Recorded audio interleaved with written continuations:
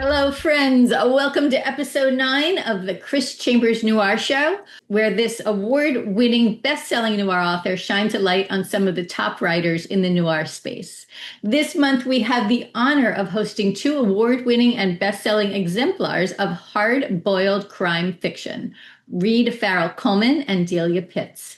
Writing about what happens in the shadows is a craft, or what's the art? That's Chris's question. I'm Hope Katz-Gibbs, proud producer of the show on Incandescent Radio, where we also blast out on Spotify, iHeart, and Apple Podcasts, and on our YouTube channel, incandescent.tv.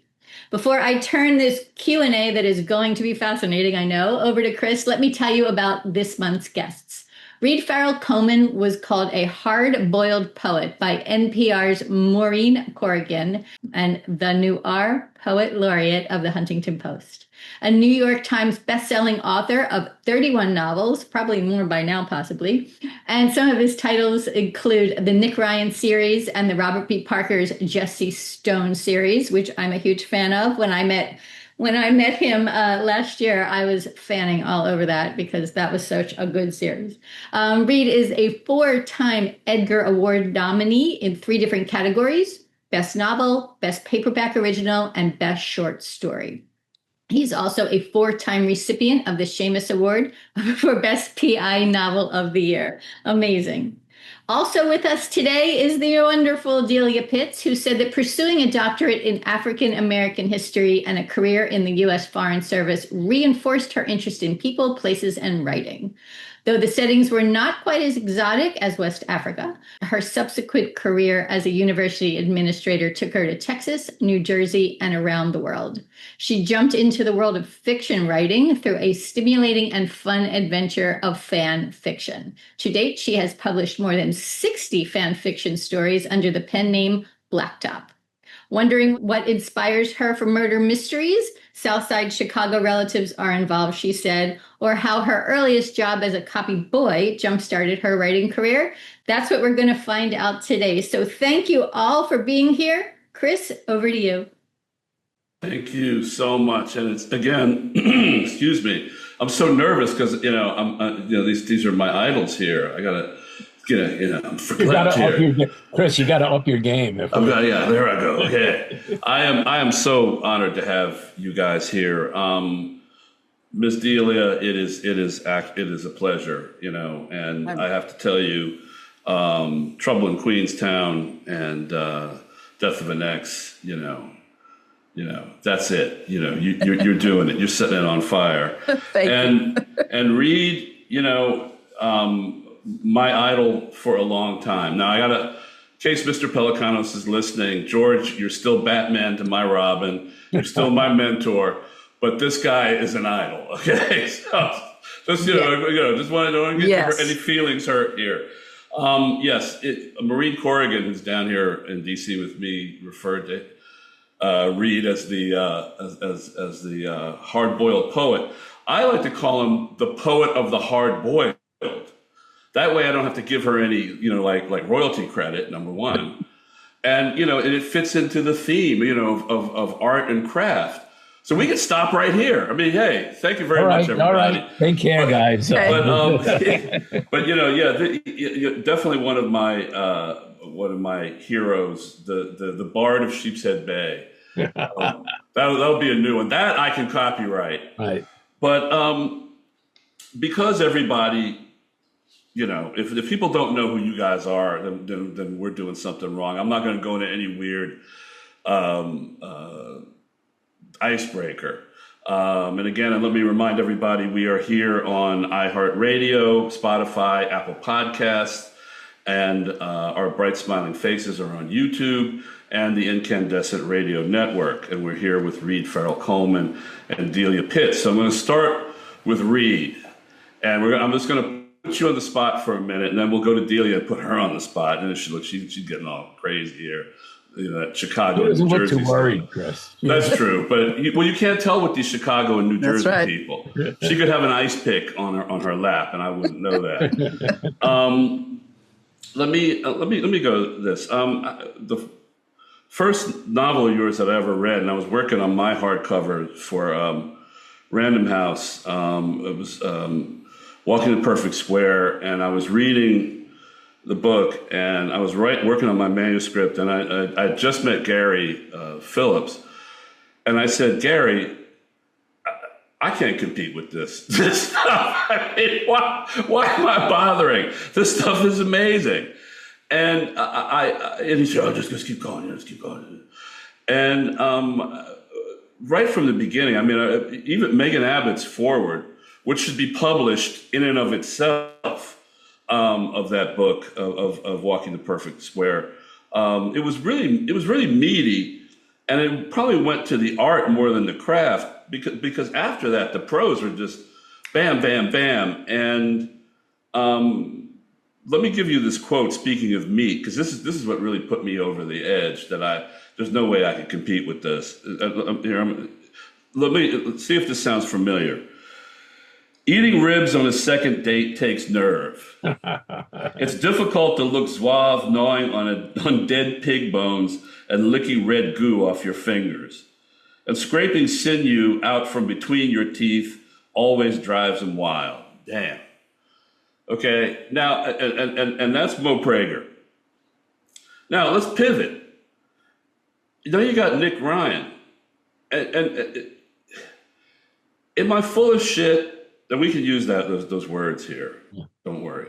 Am I full of shit if I posit that you artfully have been able to create Mo kind of almost a schlub, and then you've got Nick, who's a soldier, but you've basically engineered the stories, but the art is bringing them to life. I mean, now, are you mad if I call Mo a schlub and Nick a soldier? I mean, is that pretty accurate, or no? I'm not offended by whatever people call. You know what I always say? I don't care if you like the books. I don't care if you read the books. Just buy the books. There's the lesson for today, folks. Yeah. No, I mean, that's the point. The point about art is you put it out there, and people are going to feel how they feel about it. Now, obviously, if I've managed to get 30 plus novels published, a few lunatics out there think I'm worthy of it. And also, I'm not offended by being called an artist. A lot of writers don't want to take credit for the art, and I try very hard to be artistic in my writing, but not so much so that the reader ever thinks, oh, Reed Coleman wrote this. I never, ever, ever want a reader to think about me while they're reading. I want them to lose themselves in the book. I mean, that's the whole point. As I always say, I look at writing as me giving the reader enough information to make the movie in his or her own head. So I never want them to think about me, but I don't think there's anything wrong with trying to be artful or poetic or emotional or, Pelicanos does it too. Right. And not in an obvious way. I mean, Michael Connelly does it. I mean, Phillips does it. You can do it. I mean, that's good writing. In good writing, there's all sorts of good writing. But I'm never offended by what, especially if they buy the book. Well, let me just follow up with this. I mean, and again, I'm just, for the sake of a podcast, I was doing the schlub versus soldier, but let's go down that road. I mean, you were able to take Mo Prager, a totally different kind of person than what you created in Nick. But was it harder to flesh out a soldier versus a schlub? If I can continue to use that term. Yeah. Well, Mo is more like me than Nick is like me. So it was easier to do a Jewish guy from Brooklyn because I'm a Jewish guy from Brooklyn, whose backstory is different than Mo's, but whose life is not that different from Mo's. So that was relatively easy. But the fun for me, as I think it is for all, it's like making shit up. I mean, that's the thing. Yeah. So if you're going to make shit up, you should do as good a job as you can at it. And so even though Nick is nothing like me, that was a lot of fun for me to create a character who really isn't much like me. but is streetwise, very competent. I always say the battle for me between my characters is a guy like Nick is uber competent at what he does. Right. Oh, and Gus and some other of my characters, I've written several series, are stumblers. So stumblers, it's great writing stumblers, but it's easy to write stumblers because they're always putting themselves in positions they shouldn't be in, but they don't know any better. And that drives the story. Yeah. Right. Yeah. And that drives the story, and that makes life easier as a writer. Nick was challenging, and I couldn't do that. He is not the type of guy to stumble into the situation. He has to be put in it by somebody else. And that was what was fun for me with Nick. Well, then here's a craft question. Then I mean, one is in first person, the other's in third person. Did that help in terms of creating those characters and driving the story, or is that just something you just did? No, I think and I think Delia will back me up on this. You have to decide how the global size of your story. As my friend writer Peter Spiegelman once said, my first person, my Mo books, it's like Mo sitting in the driver's seat and the reader sitting next to him and telling him the story as they drive cross country. So it's a very personal kind of storytelling. Whereas Nick, the world is a bigger world. And a larger, more encompassing. So third person works better because you don't only have to show Nick's perspective all the time. Well, when you create these stories, it doesn't matter whether it's, the Robert B. Parker series or Mo or Nick or anybody. I mean, do you create the cage? I'm not going to use the outline versus pantser trope. Everybody's overusing that. Yeah. But I mean, you create the scaffolding and the cage and then kind of come in and sprinkle the art, fairy dust, or is that just pouring out of you naturally? I'm built that way. I just sit down and start writing. It's just the way I'm built. I would never recommend it to people unless they're built the same way I'm built. And I've always been built in, I have an idea. I just wrote a short story in 2 days that I had an idea for. I didn't know exactly where it was going. And 2 days later, 4,500 words, the story's finished. That's just how I'm built. I once wrote a Mo book, Hurt Machine, where the only thing I knew when I sat down to write it was Mo is sick. That's it. And I sat down and wrote a 300-page book. But that's just the way I'm built. And if you're built that way, great. If you're not built like Deaver, right? Know Deaver. Yes, I do. Deaver with his fakakta forever, outlines. Yeah. I mean, I would jump off a building writing those outlines. Yeah. But that's can you argue with his success? No. Well, have you ever been forced, coaxed, asked to try to teach that? Is that something that can be taught, or is this got to flow? Look, the way I do it, I don't think you can teach it. I would say if I have a talent, that's my talent, and I don't think you can teach talent. But if people have a little talent, hard work goes a long way.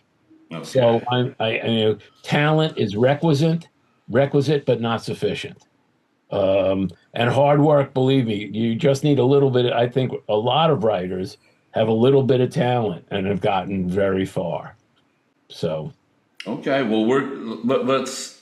On that note, I'm going to shift to Delia and wait a minute. What? Yeah, because you put in the work. You've put in the work. Oh, I thought you were going to say I was an exemplar of having a little bit of talent. No. Hey, yeah. Well, look, I'm trying to keep it. Yeah, I'm trying to keep it real here. Keep it on the edge. Okay. We got to see some Jerry Springer stuff. Yeah, right. Well, Ms. Delia, I'm gonna hit you with something totally different, putting you on the spot here. Okay. Okay. Now, I have a very troubling thesis here, and I don't think it's dubious. But hear me out, and if I'm full of shit, smack me down, okay? Trouble in Queenston. When I see Trouble in Queenston, I looked. I remember the thing on HBO, Mayor of Easttown. These are very bleak, and on TV shot almost colorless, kind of lower middle class suburbs sitting out there on the edge of between the rural and the metropolis, New York or Philly, depending. But the cover art for your novel, and then the sequel had a lot more color to it. And and as African Americans, we all have stories about editorial issues and cover art and everything. My weird theory is, do you think that because you're a woman, because you're an African American woman, that by using these bright colors, they're maybe trying to trick some people, maybe female readers, into thinking it's domestic suspense, which is a big thing, or even a cozy? So, am I full of shit, or is it all coincidence, or is it a little bit of all that? Well, first of all, those are questions you'd have to put to the publishers. Of course, but I'm asking you. I can guarantee you I'm not an artist. I'm a writer, and I know my limits. I have a lot of sense about taste and good taste and bad taste, and I have a lot of opinions. You may know that I published 6 books in a different series. Right. I self-published them, and I was all over the creation of those covers, the titles, and every last little minute aspect of those 6 books was me. Right. That is not true for. We're going to talk about that later, but go ahead. By Macmillan, by Natar. I did not pick those covers. I love them. I came to love them. Let's put it that way. Yeah. I did not. It was not what was in my head.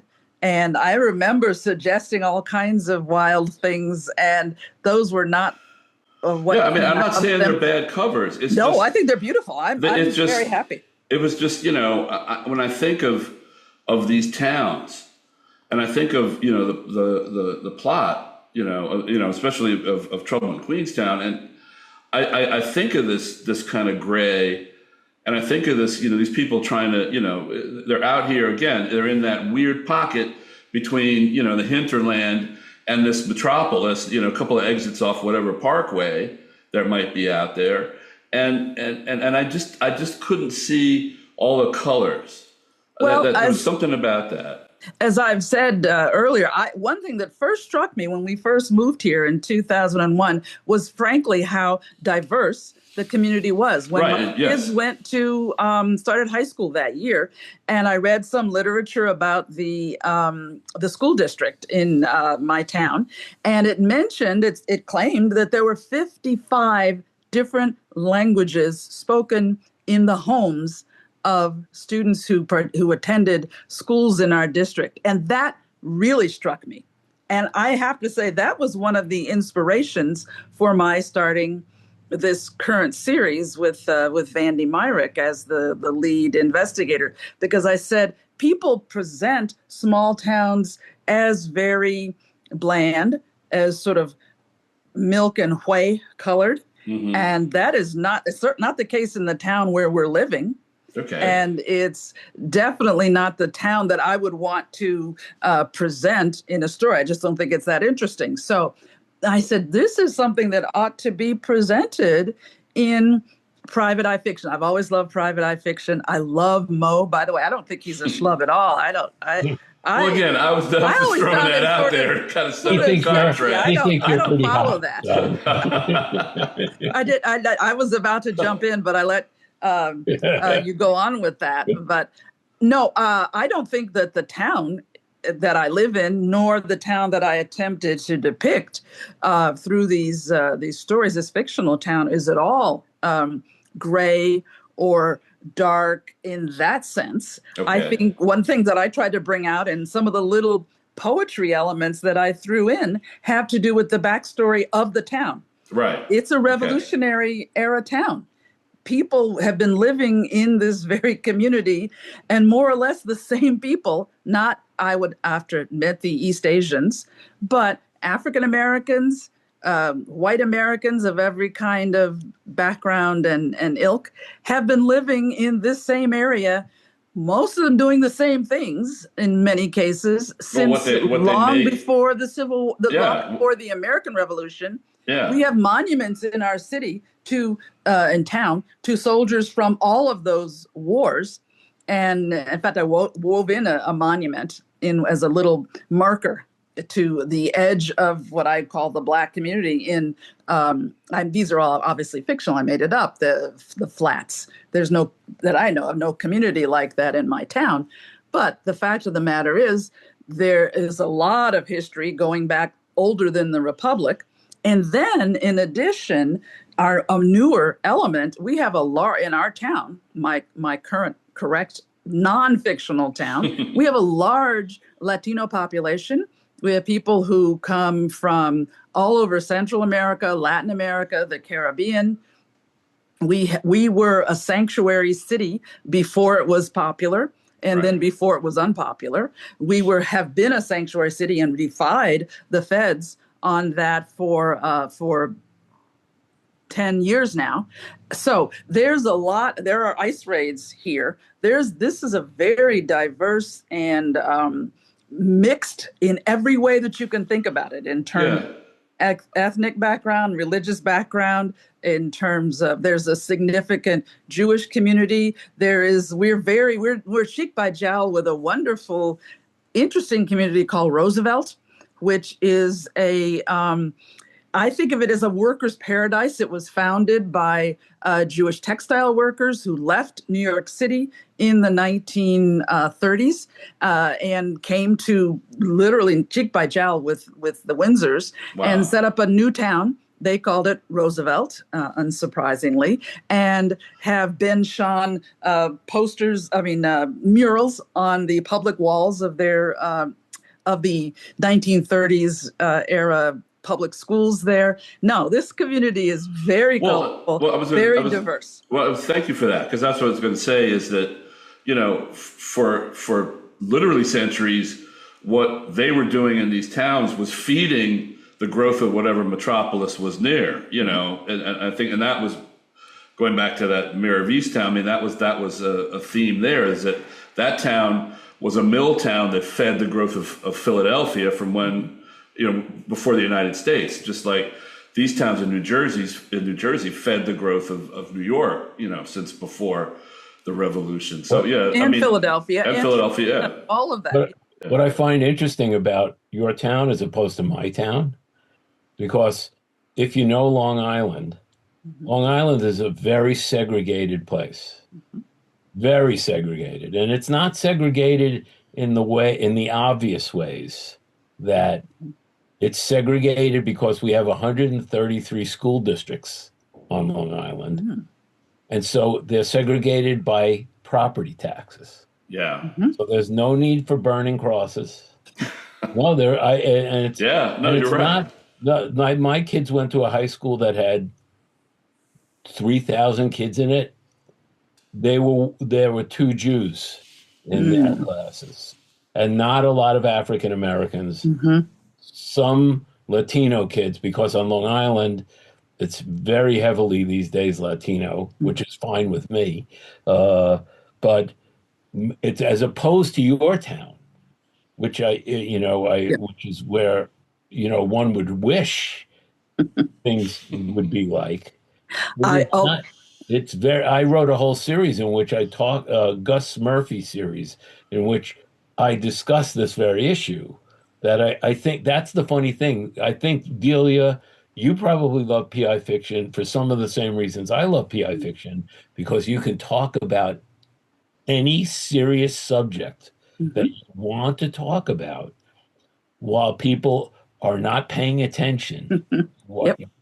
So it's the magician's trick. I agree. Oh, I love PI fiction for that. Reed just stole my next question, by the way. Well, let me just, however, follow up on one thing that Reed said. Let me follow up on one thing. You talked about burning crosses.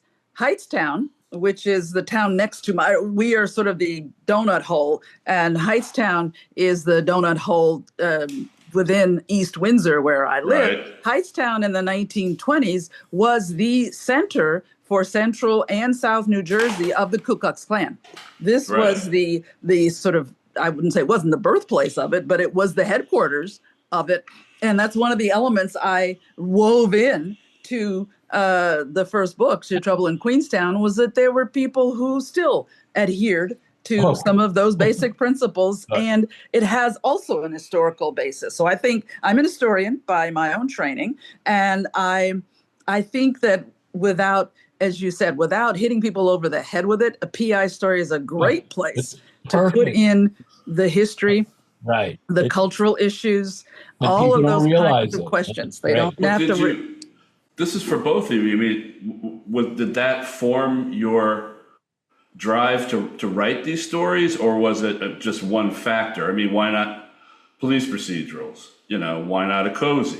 I mean, what formed that drive besides the historical? I don't have talents either in policemanship, police work, nor in cooking. So that those were not options that I was going to follow. I would have had to do more research if I wanted to make my books in either of those fields. And I'm not a knitter either. So I knew, and Reed, you're absolutely right. I've loved PI fiction. I've loved PI stories. I remember in Chicago watching as a preteen on the late night movies that came after the news, watching Alan Ladd movies, watching Jimmy Cagney movies, watching these films that I don't know. My parents, I think, probably fell asleep and were not sure what I was watching at that hour.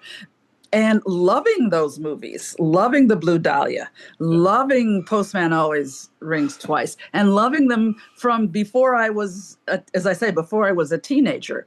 And so that was always something that I wanted to write. And I think that definitely influenced the point of view that I took, because I couldn't hear a PI story as anything other than first person. I can write other kinds of things, and I have done. I love writing in close third person.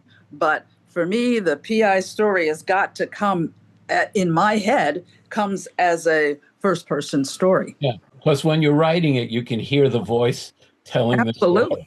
It's almost as if it's moving your fingers on the keyboard. Absolutely. And for PI fiction, I have to say, I agree. I can probably write a PI novel in third person. I would not enjoy it nearly as much.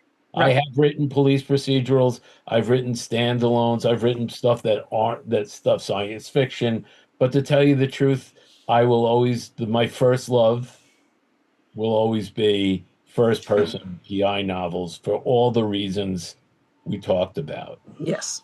Well, let me piggyback on that though, Reed. I mean, when you have a character like Nick, and you have social issues, I mean, stuff with the cops and racial problems in the city, is it because he's he was trained as a soldier, is the social commentary his reaction to what's going on, where he's look, I serve NYPD, but if something messed up has happened, that forms the conflict in my brain. I mean, how is that where the social commentary comes in? The conflict for Nick.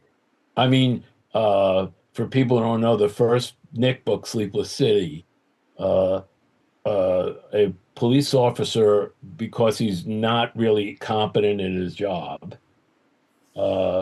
kills an African-American teenager and a white girl on a staircase in the projects. And Nick, and this is in the midst of, after several shootings by police of African-American teenagers. And Nick is faced with the problem. Do you let the city burn? Because what happens when the city burns? Who gets it the worst? Yeah. The African-American community always gets the shit end of the stick, as we used to say in my lovely neighborhood growing up.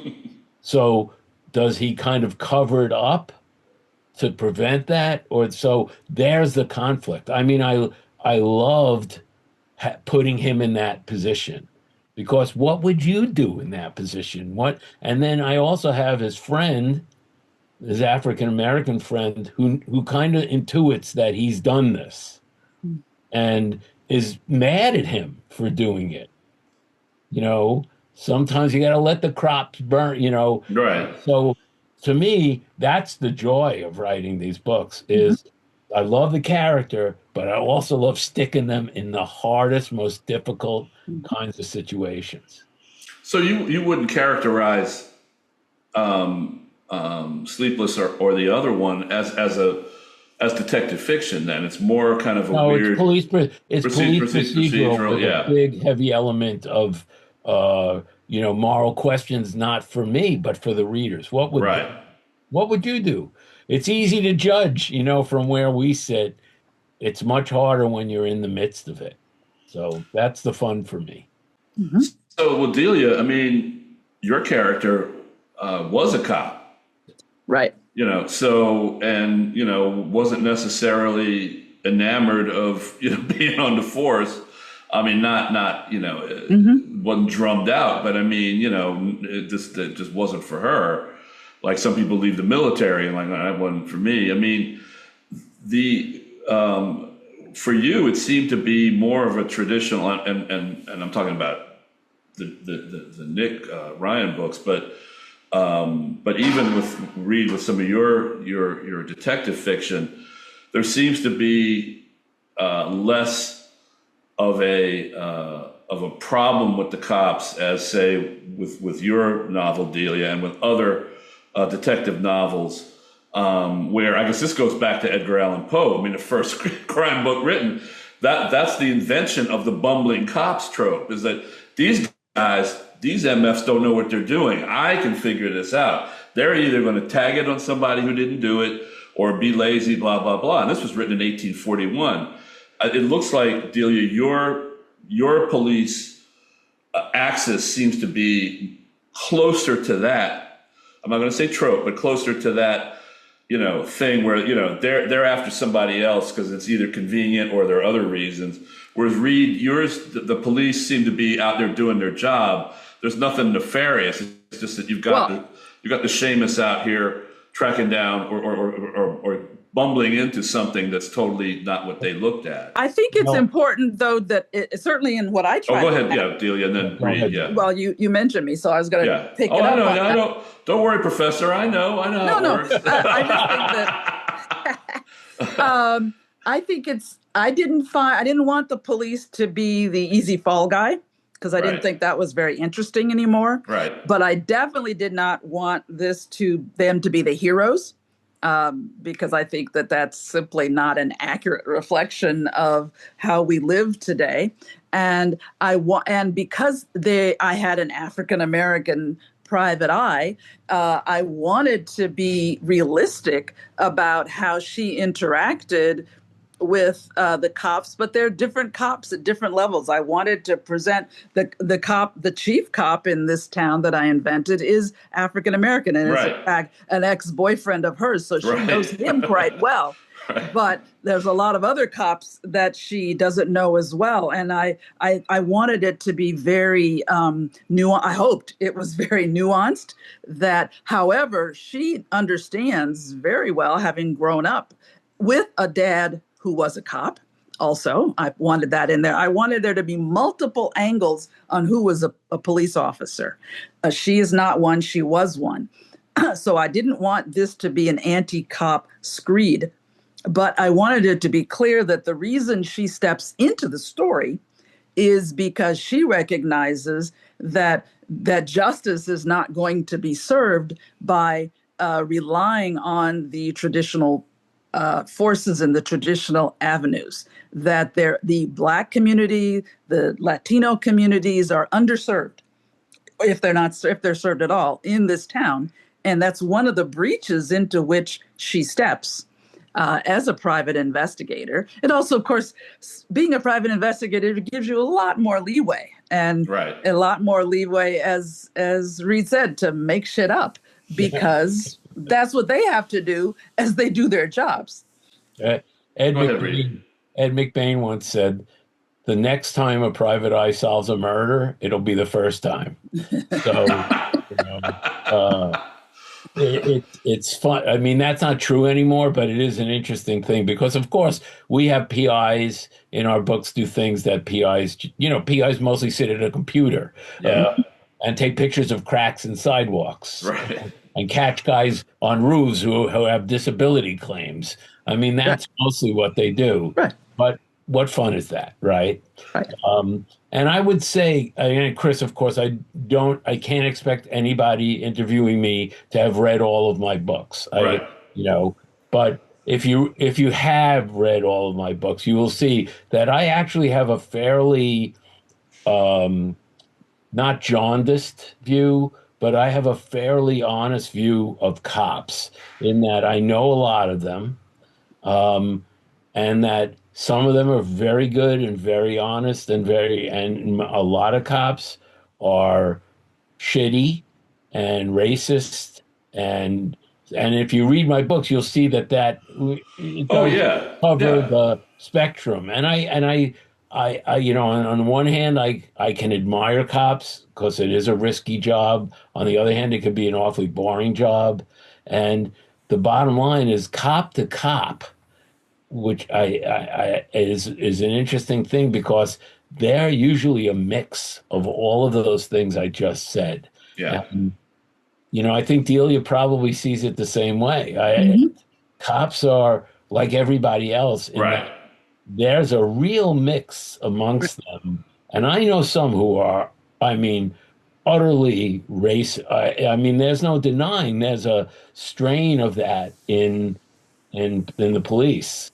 I also think that what's going on with ICE really hurts the respect that people have for all uniformed officers. And that I think I'm not going to write the book, but I think it would be an interesting book to see the position that this puts currently working cops in, because they, on the one hand, feel they need to support uniformed officers, but on the other, smart cops realize this really lowers the respect that everyone has for all uniformed officers. So, you see, there's a book there. I agree. Yes.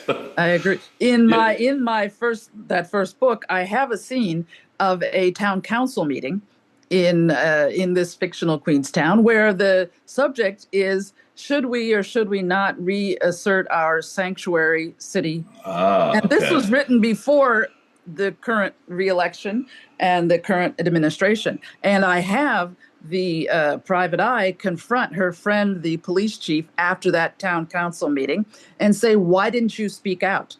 And he says, because he can't speak out against the city government of which he is a part, but he knows that he's not going to be able to do his job as well, particularly in the Latino community, because he will lose the collaboration and cooperation of members of that community who want peace and quiet in their community.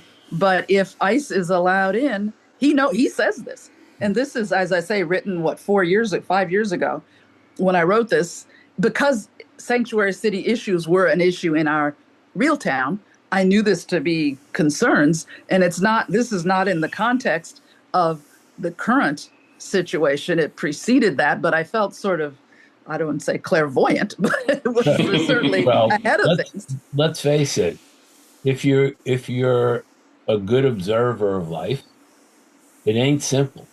Life isn't simple. It isn't black and white. Most people's moral compass falls in this gray area, situational, and it's gray. And that's what makes for interesting books and interesting writing. I think when the old classic black hat, white hat, this bores the shit out of me. Like, I'm not interested in that. I'm interested in books that present really deep moral questions, like Mosley's, Easy Rollins book. Right. I actually have a disagreement with Walter about this, and because I respect writers who make their protagonists make the hard moral choices, not have Mouse. Right. The psycho ex machina. He's the repository. Psycho ex machinas. Right. Do the dirty work. Mm-hmm. I more respect. Have you copyrighted that term, psycho ex machina? Because I might use it. No, but my picture is next to it in the dictionary. Right. Well, it's the and again, I wasn't trying to over generalize about cops. It's just that these tropes have developed. Oh, okay. These tropes have developed. I mean, since Murders in the Rue Morgue. I mean, they were going in one direction, the sleuth is going the other, and naturally, you have to go with the sleuth because that's what drives the story. But let me ask you about this then. I mean, have you ever felt, I'm talking about tropes, pressured by an editor to add more twists or to over dramatize or melodramatize the twist? Is that something that you've experienced or seen? Either of you? Go ahead, Delia. Well, I'm working on the copy edits of the third book in the Vandy Myrick series today, even, and it will come out in December. The third book, right? And yes, the editor wasn't over dramatizing, but she did say, "Can you add more suspects?" She thought I had gone too hard, or maybe she just reads me too well. She figured that she knew too much too early about who the bad twists were and where they were going. And she wanted me to add more not bad, because actually they ended up being not bad characters, but characters with motives. And she made that suggestion. It was, I think, a very good suggestion. And they were in my head, and it was funny. That was one of the easiest revisions I made to any book that I've ever written, because they just came out of me in a snap. The new characters and they fit right in. They slid in without any, I don't know. Maybe they were always in there and I just hadn't pulled them out. I don't know. But that did not pose a problem. But she specifically said, can you add another level of character who could muddy the water a little more for the reader? And, of course, for the detective, as she's thinking about who did it. And she was right, the editor. And what about you, Reed? Anything? You're lucky she was right, Delia, by the way, but go ahead, Reed. I've never had an editor ever tell me to up the plot, the plot twisting. I have, on the other hand, when I was writing the Jesse Stones series, and it was a book called The Hangman's Sonnet in the Jesse Stones series, where my editor asked me to take a character out. Oh, okay. And that is a lot harder than putting a character in, because once a character's in a book, you have to find, it's like taking a single thread out of a coat without ruining the coat. And that was about the hardest editorial thing I ever had to do. So I've had the opposite problem that Delia had, and it was really difficult thing to do. It was the right thing to do. The editor was right, but boy, I was not happy at the prospect of doing it. Wow, I mean that's a good, and for people watching or listening, I mean, that's good that you've had two great outcomes with that, because a lot of times there aren't great outcomes. There's a lot of conflict. Well, let me ask you this then, getting to specifically to noir, and drawing on the last question. I mean, is noir that conducive to this industry-wide now need to have twistiness and turns and twists and turns and twists and turns? I mean, you don't see a lot of that in classic noir novels or in noir film. There's a pretty straight current going. I mean, there are eddies, and then the action takes place in the eddies, but there isn't a lot of just stuff inserted and red herrings just to drive you crazy, to turn the page, as you're reading it in the beach, kind of a thing. I mean, is noir really set up for that, or is it set up to just be kind of like get you with the story and get you with the characters? I think cozies are more set up for the red herring and the, or locked room mysteries or traditional mysteries. Right. I think noir is more character driven. I think domestic suspense is actually a pretty close offshoot of noir, because as I think James Ellroy once, when asked what noir was, said, everybody's fucked on page 1 and things get worse from there. I was going to say a variation of that. But no, you're right. No, but I think that noir is about people, the detective that is the centerpiece, but all the other characters making bad decisions, understandably human decisions, perhaps, but bad ones, and then the consequences coming down on their heads and working their way through those. So I think that I consider those the twists. That's a part of the twist. You're going, if you aren't every once in a while saying, no, don't do that. Right. Don't choose that person. Don't choose to go in that way. Don't do this. It has to be organic to the character. I think noir, because you've set it, because of the way noir is set up, it's organic to the characters to make bad decisions. It's organic, or to make a decision, not necessarily a bad decision, but one in which most people wouldn't make it because they would be afraid to make it. Mm-hmm. And noir, of course, has a million different definitions. And I think the greatest compliment I ever got was I was on a panel with Eddie Muller, the czar of noir. And I said, Eddie, I'm not really a noir writer, and I'm more hard-boiled. And he said, Reed, you're absolutely a noir writer, because in your books, the truth always makes things worse. Okay, I have to write that down. I like that.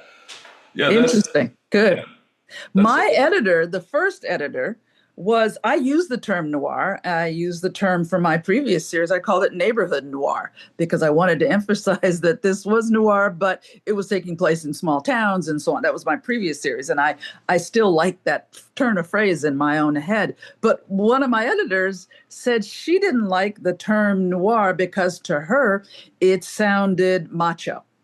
It seemed to exclude a lot of the things that I was very actively including in my stories, which was a very active and assertive, but vulnerable female lead.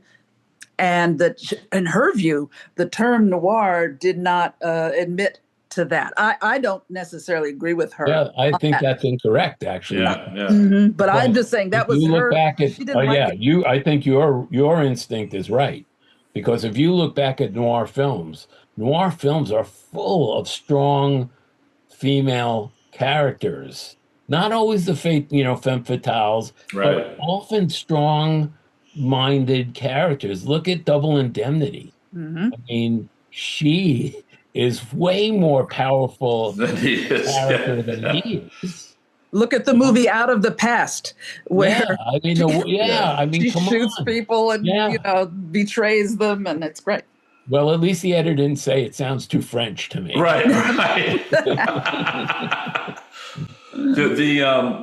The other definition that people, I guess, misuse, and I've heard, on this show, we've discussed this too, is that it's all about atmosphere. It's really not about the organic flow of the characters in the story. It's the fog and the shadows and the grit and this city and that city. And how do you think that happened? I mean, is that a cultural thing and people just have lost touch with what the term really means?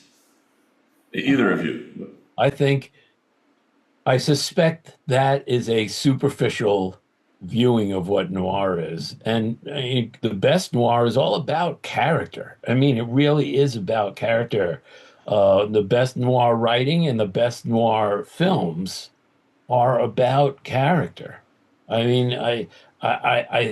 Touch of Evil, let's have somebody watch Touch of Evil and let them tell me it's not about the character, it's about atmosphere. The atmosphere and the characters are wedded in the best noir. Atmosphere and character are wedded together, and one reflects the other. Right. Exactly. But to just say it's about fog and shadow, and, that's just a superficial opinion. This is just from younger people. I've heard this, right? Or what they try to say is that atmosphere is a character. You have your human characters, and the atmosphere, the noir atmosphere, is the other character, and which sounds a little weird too. And this is why I enjoyed playing with some of those tropes by having my story set in a small town, because it's still a small town, but yet not being cozy, and not being chummy, although people do tend to know each other and they know a lot more about each other.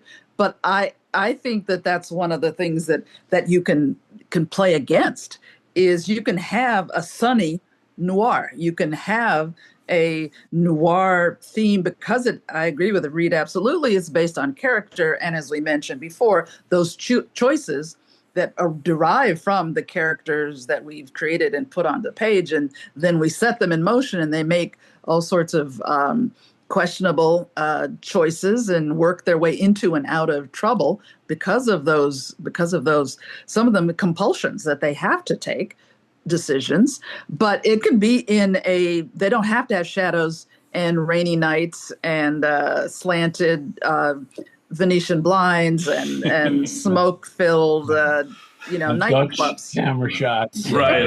Orson Welles and the third man type crap, but they can. They can. And by the way, I agree. I think, Delia, you're absolutely right in that. I think small towns are actually a perfect setting for noir, for the reasons there's secrets, and there's also people who know everything about each other. Whereas, in a big city, what happens on one block has no effect on what happens on the next block. You're from Chicago. I'm from Brooklyn. No one cares what the individuals. If you're on a subway car with 100 people or 200 people, they get off the car. It's not but in a small town, people the town is the subway car. More interconnected. It is. It is a subway car. So let me. We're going to wrap up pretty soon. What are you guys working on now, and where do you see as the future? I know it's kind of a tropish question, but what do you see as the future of hardboiled and PI? Let's start with what are you working on now, and then what do you see as the future? Go ahead, on now. Well, we know what Delia's working on. Yeah, that's true. She just said. Got to get to my edits right now, although I will say I'm pleased so far. I'm about a third of the way through the chapters, and it's very light. Their editing has been very light, and I'm grateful for that, and hoping the same is true for the rest of it. I'm working now on a collaborative work that I'm putting together with another, I think, very good noir writer, and he and I are putting together a contemporary, I guess you could say it's a road story thriller with an African-American woman who starts off in the first chapter killing her husband. Okay. Has to get away, and she relies on a white separatist, white supremacist adjacent ex-con as her chauffeur, and things take off from there. All right. That's a setup. I know. That's a setup. Don't tell my wife that. That's a setup. It's fun. It's fun, and it's very dark. It's much darker than things I've written. It's more violent, but it's also more touching and affecting. It's not a love story. It's not a romance. It's an adventure. All right. What about you, my friend? Well, I believe it or not, I just finished a short story for an anthology this morning, for the anthology called Golf Noir. All right. I saw Tennis Noir. I know John Shepard did that. Yeah, John Shepard. Yeah. And I'm a golfer. So John Shepard's not much of a golfer. You heard it here. Rory McIlroy has no worries about John. Golf Noir. So I just finished that today, but there's something interesting going on. I was kind of in between projects, and my agent and I are discussing one, but I started writing a short Mo story. I don't write Mo books anymore, but I do write the occasional Mo short story. And this is the kind of magic that happens when you don't have a plan. So as I'm writing this story, I'm saying this is not a short story. This is a book. So there are 9 Mo books, but there might be a 10th. Ooh, okay. Okay, fingers and toes crossed here. Well, guys, thank you. This has been just fantastic. And again, I mean, at the outset, you heard the word honor. I mean, it's an honor to have you all on here. And I'm hoping that people take a lot from this conversation. You know, because I was trying to, you know, I think I got the answers I was looking for everybody to take from this. And I think it's going to be really, really great for people who are fans and readers and our peers too. And that's the wonderful thing about the awards that you all have earned, is that, you know, most of them have been curated by your peers. I mean, these are people who are like saying, look, Reed and Delia, they're one of us and they're among the best. And thank you guys for being on the show today. Well, thanks for having me. Thanks for having me. I really enjoyed it. Oh, what fun. Thank you all.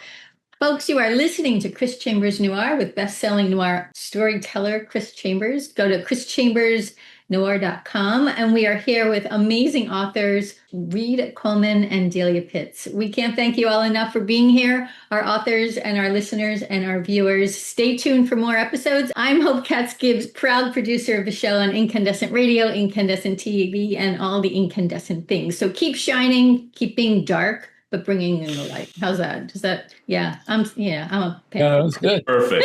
Thank you. Bye, guys. All right, y'all. We'll see you again soon. Bye-bye. Thank you. Bye-bye.